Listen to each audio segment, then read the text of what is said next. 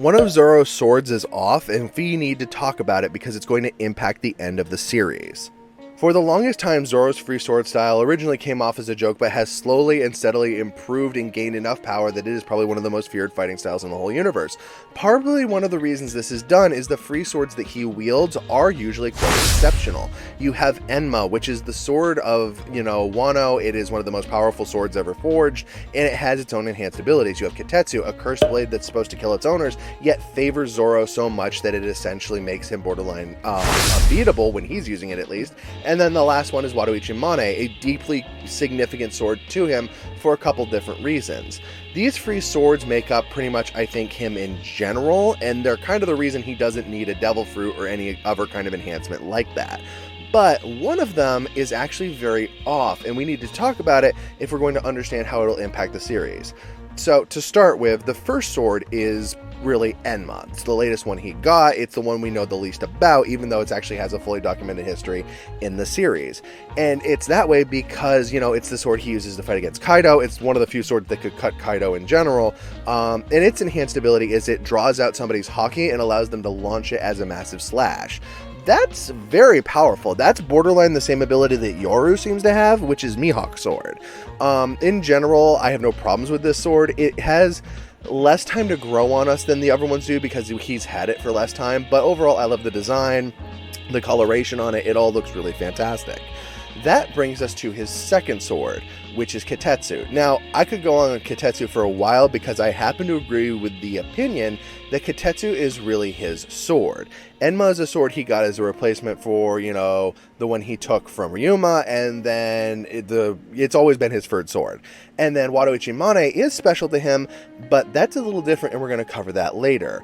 Kitetsu is the first sword that he picked up that was his alone, and seems to favor him specifically.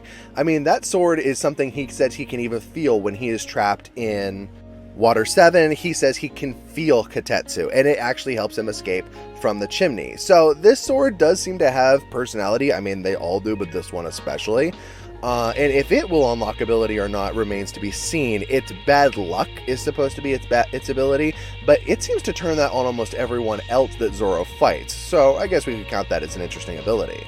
But that leads us to the last sword, which is Wado Mane. Now, Wado Mane is special to him because it was Kuina's sword, and I saw an interesting theory that states he will actually not maintain this sword forever. Instead, he will bury this sword once he has achieved the dream of being the strongest swordsman. And I could see that. There is a big thing in Wano about burying a sword once its mission is complete, especially for a past owner, and honestly, I feel like that would tie it together really well.